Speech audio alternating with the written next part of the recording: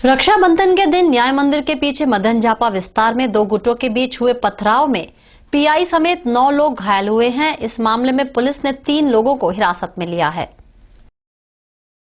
रक्षाबंधन के दिन शाम करीब 5:30 बजे न्याय मंदिर के पीछे मदन झापा विस्तार में कुछ कारणसर दो गुटों के बीच हुए पथराव में रावपुरा के पीआई एएल चौधरी और पीएसआई समेत कुल 9 लोग घायल हुए थे।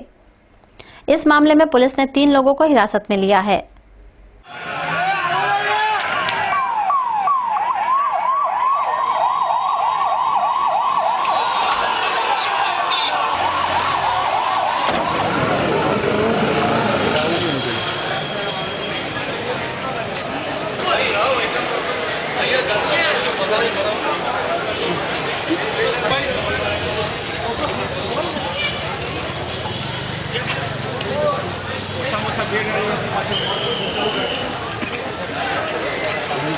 साधारण अकस्मात थयो एमां साधारण बोलाचाली थी एना अनुसंधानमां ऑल ऑफ सडन पत्थरमारो चालू थयो छे।